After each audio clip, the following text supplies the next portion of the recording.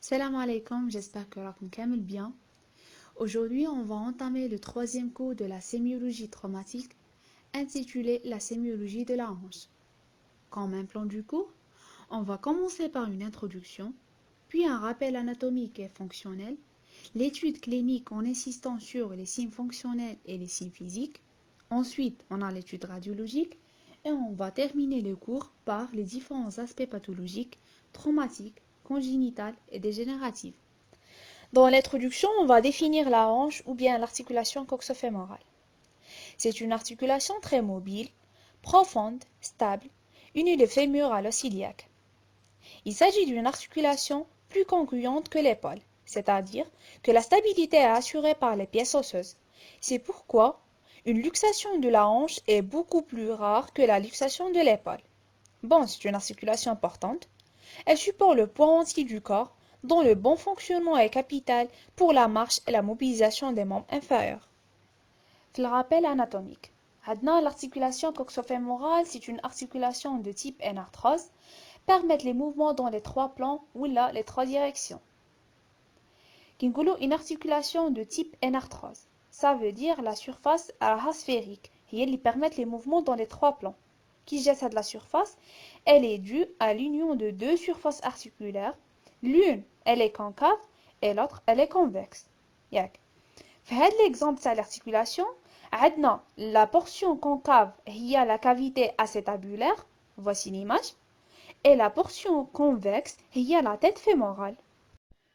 Premièrement, عندنا l'acétabulum. Il est situé dans la face latérale de l'os coxal et formé de trois parties. La surface semi-lunaire, elle est lisse, articulaire avec la tête fémorale, est formée de deux cônes, l'une antérieure et l'autre postérieure, délimitent entre eux l'incisure acétabulaire. Puis on a la brume ou bien le bourrelet. C'est un anneau fibrocartilagineux, s'insère à la périphérique de la surface semi-lunaire. Et à l'intérieur de cette dernière, on trouve la fosse acétabulaire. Elle est rugureuse, non articulaire, permet l'insertion ligamentaire. Photo de la deuxième surface articulaire liée à la tête fémorale. En général, le fémur présente trois parties. L'extrémité supérieure, l'extrémité inférieure et entre les deux, on a la diaphyse. L'extrémité supérieure, elle est liée à la diaphyse par le col chirurgical qui est présenté sous forme d'un cylindre. Et on a la tête fémorale et les deux tuberosités, le grand trochanter et le petit trochanter. La tête fémorale, c'est la plus importante pour nous parce que c'est la surface articulaire principale. Elle a la forme sphérique, présentée de deux tiers du sphère. Regardez en haut et en dedans, et elle s'emboîte dans la cavité acétabulaire ou bien la cavité cotyloïde. Elle présentait une petite dépression arrondie, c'est la fovea capitis, qui correspond au ligament rond.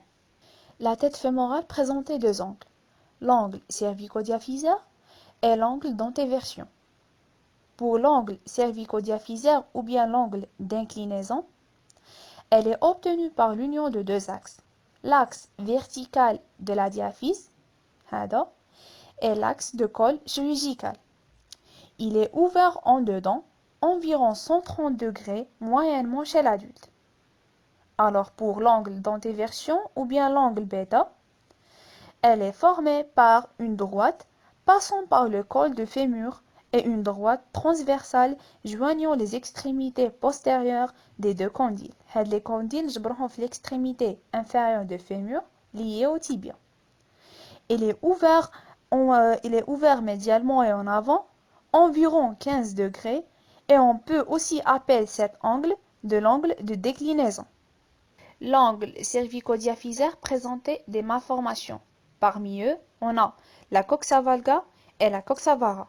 Pour la coxa vara, c'est la fermeture à l'intérieur de l'angle d'où elle devient moins de 125 degrés. Et pour la coxa valga, c'est l'ouverture plus grande de l'angle ou bien l'angulation excessive, d'où elle devient plus de 130 degrés. Elles vont entraîner une mauvaise répartition de force musculaire et des contraintes excessives au sein de l'articulation. Dans le cas normal, l'angle d'antéversion de l'articulation de la hanche, elle est obtenue par une droite passant par les rebords antérieur et postérieur de l'acétabulum et la perpendiculaire de la ligne bisciatique. Et elle est environ de 10 à 30 degrés. Passons à la vascularisation de la tête fémorale. L'artère fémorale donne naissance à 3 artères principales. L'artère circonflexe postérieure, l'artère circonflexe antérieure et l'artère du ligament rond.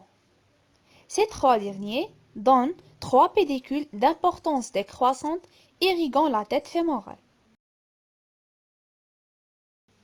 Dans le premier lieu, on a l'artère circonflexe postérieure, qui dans le pédicule supérieur, passe en arrière et irrigue 3/4 de la tête. Puis on a l'artère circonflexe antérieure, reste en avant, donne le pédicule inférieur et irrigue 1/4 de la tête. Et finalement, on a l'artère du ligament rond qui va donner le pédicule interne, remonte jusqu'à la fovea capitis, irriguant la zone périfoviale. Les moyens d'union qui vont compléter les surfaces articulaires sont la capsule articulaire et les ligaments. Il existe 2 types de ligaments, extracapsulaires et intracapsulaires. Pour les ligaments extracapsulaires, ils sont formés de 3 types, les ligaments iliofémoral Bertin, le ligament pubofémoral et le ligament ischio-fémoral. La vidéo suivante nous montre comment ces moyens d'union s'insèrent sur les surfaces articulaires. Les moyens d'union. Tout d'abord la capsule. Elle est composée d'une membrane fibreuse et d'une membrane synoviale. La membrane fibreuse est épaisse et s'insère sur le pourtour des surfaces articulaires. Elle est cylindrique et rétrécie à sa partie moyenne. Elle s'insère sur l'os coxal au niveau du limbus et sur la lèvre supérieure du sillon supra-acétabulaire. Sur le ligament transverse, elle s'insère sur son bord inférieur, sur le labrum à sa face périphérique et sur le fémur à la partie latérale du col, le long de la ligne intertrochantérique en avant et du bord supérieur du sillon de l'obturateur externe en arrière. Elle est formée de 3 types de fibres. Longitudinale, tendue de l'os coxal au fémur, circulaire ou orbiculaire, celle-ci resserre la capsule dans sa portion sous-capitale, et arciforme, qui partent de l'os coxal et y retournent après un trajet en arc de cercle, renforçant ainsi les autres fibres en les croisant. Elles accentuent la rétention de la tête. La membrane fibreuse présente des replis inférieurs, renforcés par des fibres épaisses, qui remontent un peu le long du col fémoral, formant ce que l'on appelle les freins de la capsule. La membrane synoviale tapisse la face profonde de la membrane fibreuse. Elle s'insère au pourtour des surfaces articulaires et présente un repli cylindrique au centre de l'acétabulum, formant la gaine du ligament de la tête fémorale. Parlons maintenant des ligaments. Premièrement, le ligament iliofémoral est composé de 2 faisceaux, un faisceau supérieur et un faisceau inférieur. Petite remarque concernant ce ligament, c'est un ligament triangulaire et très résistant, il renforce la capsule articulaire en avant. Ensuite, nous avons le ligament pubofémoral. Il se combine au ligament iliofémoral pour former un Z, ce qui va verrouiller la tête fémorale et empêche les luxations antérieures. Ensuite, nous avons le ligament ischio-fémoral. C'est le seul ligament postérieur que l'on retrouve au niveau de cette articulation. Ensuite, nous avons le ligament de la tête fémorale. Donc, il va avoir pour origine l'os coxal. La terminaison de ce ligament se fait sur la fovea capitis. C'est la petite dépression dépourvue de cartilage que l'on retrouve au niveau de la tête fémorale. Remarque concernant ce ligament, il est très important pour la vascularisation de la tête fémorale. En effet, il va renfermer une petite artère. Ensuite, nous avons ce que l'on appelle des ligaments à distance. Il s'agit du fascia lata ou tractus iliotibial. Cette structure fibreuse étendue du tubercule glutéal de la crête iliaque au tubercule infracondylaire du tibia. C'est un hauband latéral passif qui, plaqué contre le grand trochanter, exerce une poussée coaptatrice. Pour la structure musculaire, l'image ci-dessous nous montre les différents muscles qui vont assurer le mouvement de la hanche. On a 6 muscles. Le moyen fessier, les adducteurs, le psoas iliaque, le droit antérieur, le grand fessier et les pelvis trochantériens. D'après les informations de la première année, on savait que le moyen fessier s'étend de la fosse glutéale jusqu'à le grand trochanter de fémur, et le psoas iliaque s'insère sur la colonne vertébrale de T12 à L5 et la fosse iliaque et se terminait au niveau de petit trochanter. Et pour les pelvis trochantériens, ils présentent les différentes origines mais partagent la même terminaison, c'est le grand trochanter de fémur. On passe à la mobilité de la hanche. L'articulation de la hanche, elle est de type anarthrose ou l'asphéroïde. Donc, permettre les mouvements dans les trois plans ou bien les trois directions. C'est pour ça qu'on a la flexion et l'extension, l'abduction et l'adduction et la rotation. Pour la flexion et l'extension, le schéma nous montre que le patient يقد يطلع la cuisse تاعه jusqu'à 145 degrés. En même temps, يقد يكحزها en arrière 20 à 30 degrés par rapport à l'axe. Et pour l'abduction et l'abduction présentée 45 degrés et l'adduction 30 degrés. Et pour la rotation, elle est environ 30 à 60 degrés par rapport à l'axe. نفوتو دروك l'intérêt de co اللي هو l'étude clinique ou l'étude sémiologique. Dans le premier lieu, عندنا l'interrogatoire. نسقسيو le malade تاعنا علاش جا, le motif de consultation pour déterminer les différents signes fonctionnels. La douleur, c'est le maître symptôme, donc il faut bien préciser les caractéristiques de cette douleur. On a le siège, il est inguinal. L'irradiation, cette douleur elle peut irriter soit la partie antérieure, ou bien postérieure, interne ou bien externe de la cuisse, et parfois elle irrite toute la cuisse. On va préciser le début. Est-ce qu'il est brutal ou bien progressif? Le type de la douleur, est-ce qu'il est mécanique ou inflammatoire?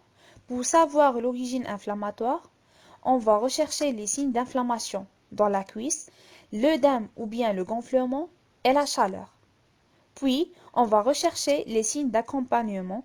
Parfois, cette douleur elle est accompagnée par l'impotence fonctionnelle du membre, une raideur articulaire ou la boiterie. L'interrogatoire précise aussi l'autonomie du patient, la profession et l'exigence, et les antécédents chirurgicaux et médicamenteux. Deuxièmement, on a l'examen physique. Le clinicien va réaliser son examen physique de façon méthodique et comparative entre les deux hanches, sur un malade dévêtu, en position debout, couché et même au cours de la marche. À l'inspection en position debout, il faut apprécier l'équilibre de bassin et rechercher une inégalité de la longueur.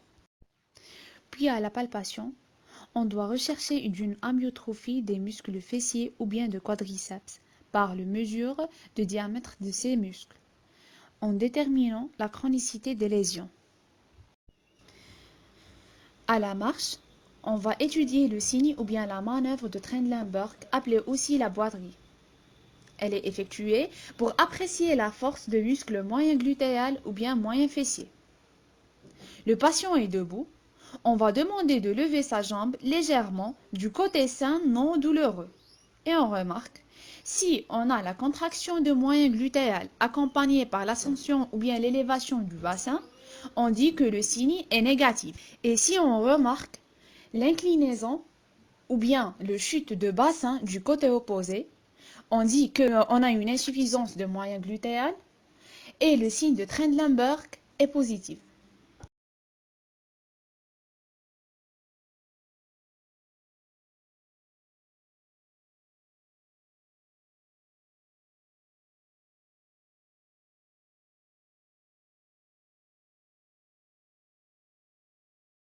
Ensuite, on a la balance de Powell.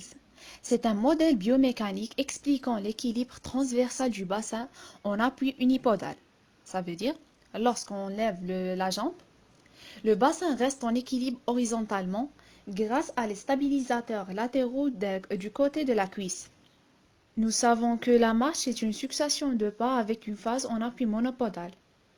Alors, pendant cette phase, pour empêcher la perte d'horizontalité de bassin, il existe une forte mobilisation des adducteurs de côté de l'appui. Ça veut dire, le côté اللي راح عافس على رجليه, تماك عندنا la contraction des adducteurs. Cette action musculaire a pour résultante une augmentation des contraintes au niveau de l'articulation de la hanche et elle correspond à 4 fois le poids du sujet exercé sur cette articulation. On passe à la boiterie de l'épaule ou bien la boiterie d'équilibration. Elle est expliquée par la balance de Powell et elle est caractérisée par l'inclinaison ou bien la bascule de l'épaule du côté atteint. Howdy l'image, elle nous montre le chute de l'épaule vers le côté atteint. Elle est due à deux causes principales. Soit on a une hanche douloureuse, ou bien on a une insuffisance de moyens fessiers. En position couchée, il faut inspecter l'état cutané, les signes d'inflammation locale, mesurer l'inégalité de longueur et l'amyotrophie musculaire. Puis on a la palpation. Il faut palper les principaux repères anatomiques. On a 4 régions d'intérêt: le pli inguinal, le grand trochanter, les fesses et la rachis lombaire. Et il faut rechercher les zones douloureuses à la palpation et l'existence des tuméfactions. On passe maintenant à l'étude de la mobilité. Là, il est intéressant de commencer par les mobilités passives, contrairement à l'épaule où on commence par les mobilités actives. La différence entre les deux mobilités? Bon, pour la mobilité active, le patient وحده immobiliser l'articulation تاعه. Mais pour la mobilité active, le médecin هو اللي bouge l'articulation, d'où le patient il est complètement relâché. Sur le dos, on a 5 mouvements principaux. La flexion est d'ordre 120 à 130 degrés. L'adduction est environ 20 à 30 degrés. L'abduction entre 45 à 50 degrés. Et pour les rotations, interne 35 degrés et externe 45 degrés. Les vidéos suivantes nous montrent comment le clinicien étudie les différents mouvements. Pour l'examen de la mobilité de la hanche et pour la flexion, donc le patient se couche en décubitus dorsal, on se positionne près des jambes à côté de la table d'examen. On va mettre la main sous le genou et avec l'autre main on va tenir le talon et on va faire la flexion, donc on va compléter le mouvement. Donc, pour l'abduction, le patient est en décubitus dorsal. On va prendre la cheville droite avec la main droite et on va stabiliser le bassin avec l'autre main. On va écarter doucement la jambe vers l'extérieur tout en la maintenant dans le plan horizontal du matelas. Pour l'abduction, on va revenir dans la même course vers l'intérieur en dépassant la ligne centrale pour aller croiser l'autre membre. Pour les rotations, on peut les tester de façon différente. Donc le malade en décubitus dorsal, donc les membres inférieurs tendus, en les faisant rouler en dedans pour la rotation interne et en dehors pour la rotation externe. Une autre façon pour apprécier la rotation interne et la rotation externe, donc on va prendre une position à 90 degrés de flexion au niveau de la hanche et en gardant le genou à 90 degrés. Donc on va mettre la main gauche sur le genou et la main droite elle va tenir le talon. On va tourner la jambe et le talon vers l'intérieur. Maintenant on va faire le mouvement inverse en amenant la hanche en rotation interne et le talon à l'extérieur. Donc l'amplitude. Sur le ventre, on a un seul mouvement, c'est l'extension et il est d'ordre 30 degrés. Et la vidéo suivante nous explique comment on étudie ce mouvement. Pour l'extension, on va demander au patient de se mettre en décubitus ventral. Donc, on va stabiliser le bassin avec la main gauche et on va soulever le membre inférieur au niveau de la cuisse, le genou en extension.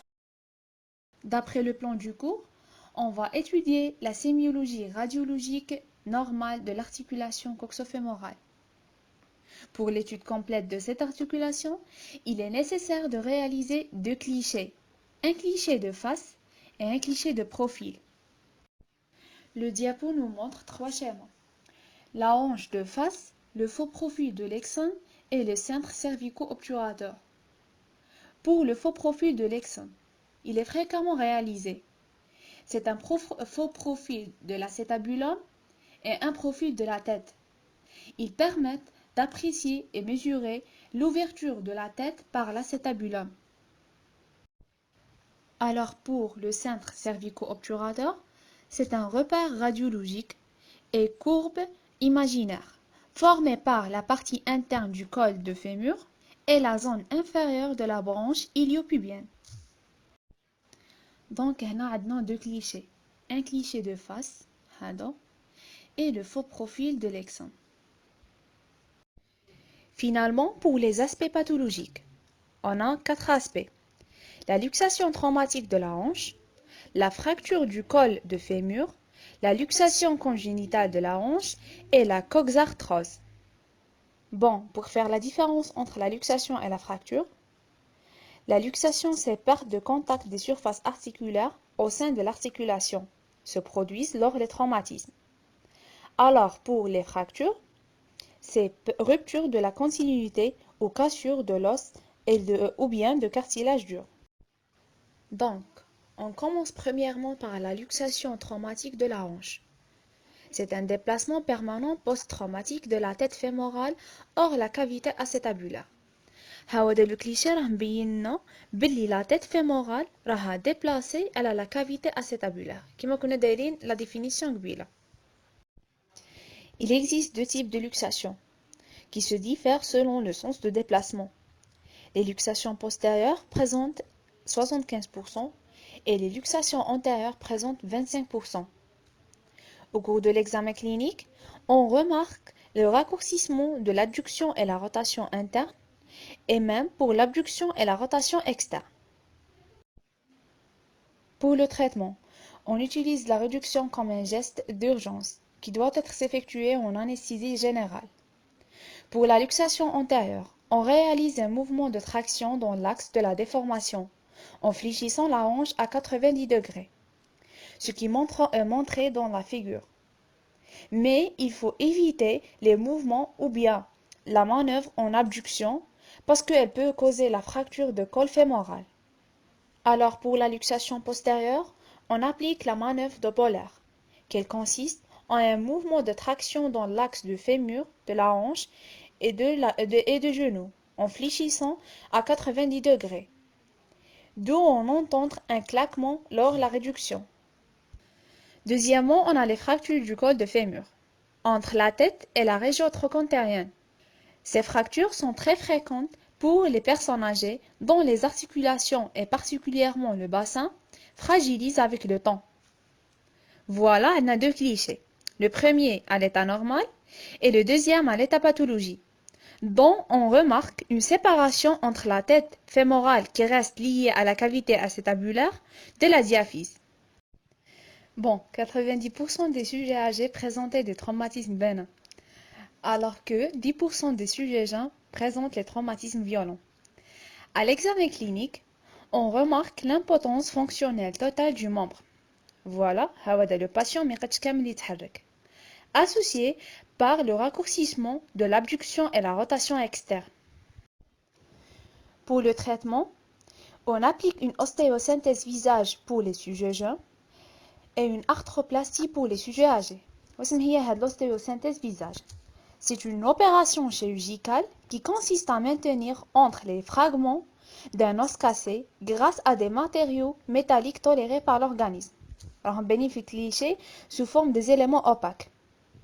Et pour l'arthroplastie ou bien l'ostéoplastie, c'est une intervention chirurgicale qui consiste à restaurer un os à l'aide des greffons osseux ou bien d'une prothèse. La tête fémorale. Troisièmement, on a la luxation congénitale de la hanche.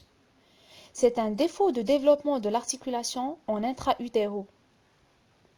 Pour dépisser, in utero, il faut réaliser une échographie fœtale. Alors, à la naissance, il faut faire un examen néonatal. Ça veut dire qu'on va mobiliser l'articulation de la hanche. Quatrièmement, on a la coxarthrose. C'est une maladie fréquente. due à la dégénérescence cartilagineuse de l'articulation coxo-fémorale. Elle peut être soit primitive ou bien secondaire, et elle est d'origine mécanique. À l'examen clinique, il faut rechercher la douleur de la hanche, la boiterie et la raideur articulaire. Comme une petite définition de la raideur articulaire, c'est une limitation de la mobilité articulaire lorsqu'elle est ancienne et elle peut s'accompagner d'une amyotrophie. La radiologie met en évidence l'existence d'un pincement ostéophytique. Ça veut dire, fait les clichés, un développement ou bien une excroissance osseuse autour de l'articulation, dont le cartilage est altéré. ما كانش le cartilage. بلاص هذاك le cartilage عندنا développement osseux. هاودي في الدي راها normal. هذه le cas normal. وهذه في le cas pathologie. Même on peut le trouver dans les autres articulations telles que le genou. D'où l'existence d'un ostéophyte entre les condyles inférieurs de fémur et le plateau tibial. Voici, elle est montrée dans le cliché. Donc, la dernière planche.